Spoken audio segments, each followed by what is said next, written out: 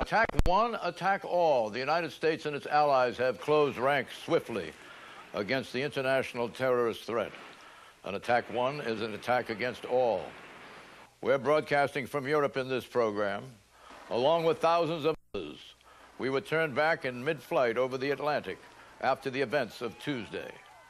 How long will Allied unity last? What can NATO do to deter terrorism? We'll ask Dr. Henry Kissinger, also stranded in Germany, one-on-one.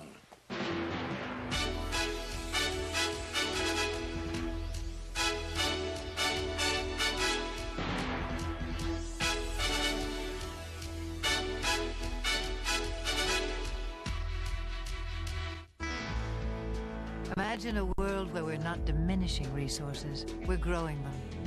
Ethanol, a cleaner burning fuel, made from corn. ADM, the nature of what's to come. Brought to you in part by the Philip Morris family of companies, Kraft Foods, Philip Morris USA, Miller Brewing. Dr. Kissinger, Congress convenes on Wednesday, and it is said that Congress will seek a declaration of war against terrorism. Do you believe Congress will do so, and do you think it's a good idea? I think it's a good idea. I don't think it's essential one way or the other as long as we conduct a war against terrorism.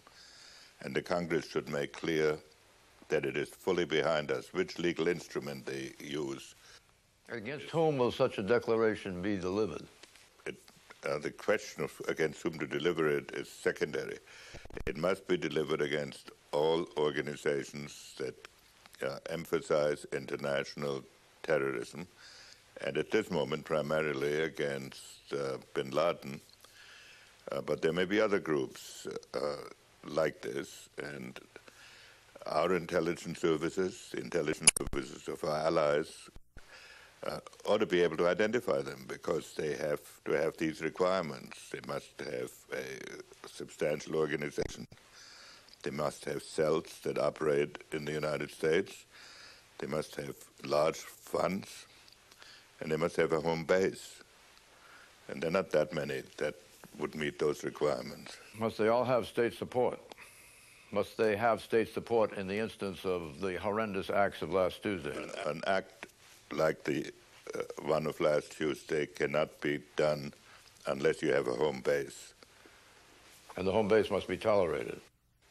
The home base must tolerate it. It must at least give them enough protection so that they don't have to concentrate on their own security. Do you think Iran should be attacked if... I don't know whether they're the home base. If it is the home base? I think that any country that furnishes the home base must run the risk that it will be attacked, and that certainly the terrorists will be attacked. Are you talking about economic attack, the leverage of an embargo, sanctions? Are you talking about something in the military theater? If we can identify who did this, it should include military attacks. Do you think NATO members will support such activity, especially if it takes the form of a military operation? I don't know. I think most of them will, especially in the early stages. So we're talking about a multilateral military operation. I'm not saying they'll participate. They'll support? Yes. As a matter of form, rather than as a matter of reality? No, I think we have a lot of support in Europe on this one. You mean that they could actually become involved? No. First of all, I don't know who did it. And I'm in no position to say what kind of action should be taken. I said we should be ready to take military action. But the primary requirement now has to be that the terrorist organizations that specialize in international terrorism must be put on the defensive. These horrendous acts of last Tuesday have been described as acts of war. What follows from that? It is not just a matter of rhetoric, is it? There are certain consequences of an act being an act of war. We have to understand this is an attack on the territorial United States. Nothing like that has taken place from a foreign power. certainly not from a country outside the Western hemisphere. It will probably have killed more Americans than the attack on Pearl Harbor, and these are civilian Americans who were not military personnel. They attacked the Pentagon, and they undoubtedly had some other target in Washington they were going to attack with that plane that crashed in Pennsylvania. So this is an attack on the territorial United States, and this is therefore a war that must be won. Well, an act of war normally involves an invasion of some kind, an incursion. Well, this is a new form of war. It's a new form of war. And you think it satisfies the definition of war, and it's not a matter of rhetoric designed to state the immensity of the evil, rather than it being technically, and as a legal doctrine would use the term, an act of war. I believe that this act must be followed with a determination to win. Well, that's different from declaring it to be an act of war in a formal sense. You, in your recent book, take great exception to humanitarianism being used as a means to violate sovereignty, howsoever subjectively good the intentions are. Is that correct? No, that's not correct. I take exception to fighting a war on issues that do not affect the immediate American national security or the long-term American national security. An attack on New York and Washington affects the immediate American national security.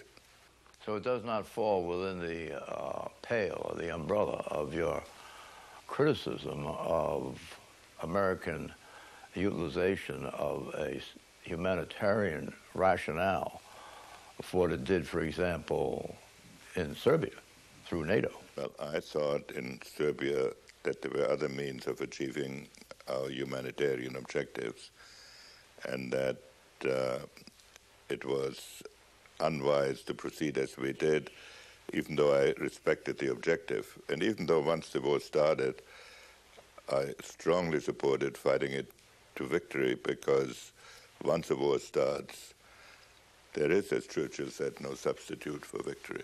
Do you think I think it was MacArthur who said it, actually, not Churchill. Do you think that these acts have moved the evolution of terrorism to a new and unconscionable, unbelievable magnitude? There has never been an act of terrorism that was so carefully coordinated, that was so aimed at the civil structure of American society, that was so designed to humiliate the United States by showing that it could not protect its own territory against a bunch of hijackers who were turning commercial airplanes into bombs. And this is a level of terrorism we have not yet seen.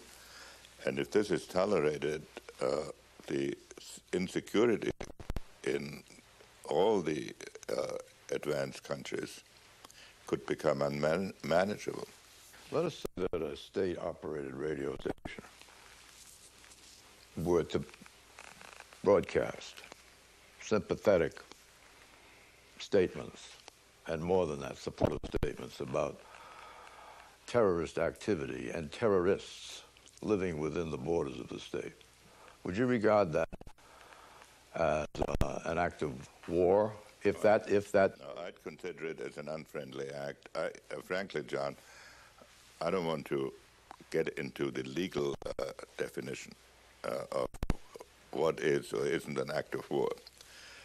I think it should be a strategic objective to make it more dangerous for countries to harbor terrorists than the terrorists can make it for them by to induce them to tolerate them. And I cannot believe that this is beyond our capacity. Do you think that the horrific events of last Tuesday signify a massive failure of intelligence in the United States government? You know, whenever something goes wrong, one blames intelligence.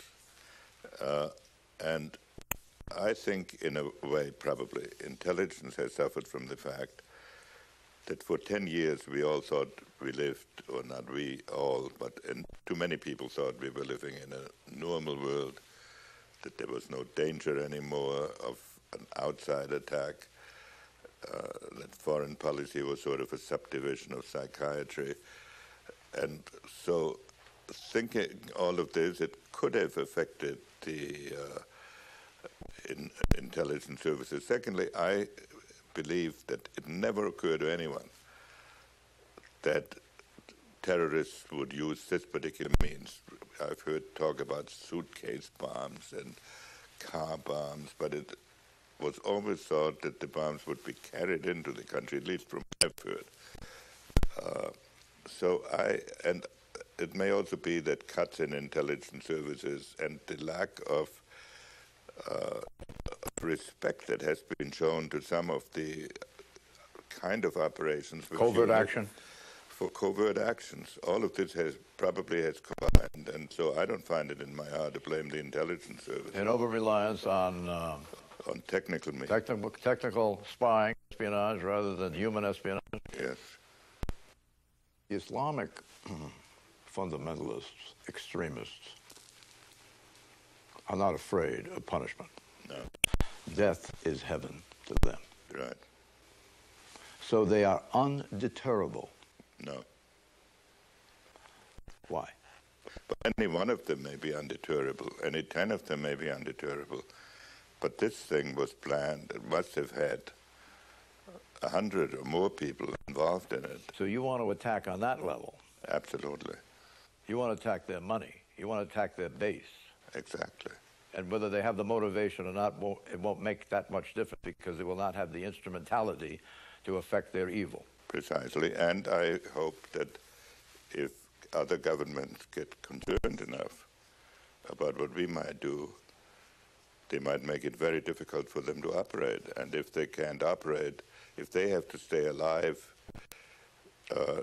they have less and less margin for planning their terrorism. Our current opinion is that the terrorists were entirely rational and well-trained. By their standards, they were rational. What was their provocation? There was no particular. Their provocation is our existence, not our policies. Really? What is their perceived, by them, provocation? I think they perceive that America is the great, they say this, they say America is the great Satan, that America assaults the essence of the Islamic world. And they are sort of an expression of the humiliation that the Islamic world has suffered for several centuries now, having had such a glorious earlier history. But we should be very careful, we Americans and our allies, not to turn this into a clash of civilizations, and not to say it's Christianity or the West against Islam. This is a fight against radical Islam that betrays the ideals of its own religion. Because of the mystique of anti-Western, anti-materialism that it lives by. Because of the total disregard for human life. Are you saying that these acts are unconnected with the Palestinian efforts to seek a statehood and to resolve with their own means the logjam that exists? I do not think that what Aden represents is primarily caused by the Palestinian-Israeli conflict. That is more aimed, that originates more about his perception of the American role in the Middle East, American and Western capitalist civilization. But in any event, if we begin to alter our policies in response to terrorism, we will be living in a very terrorist world.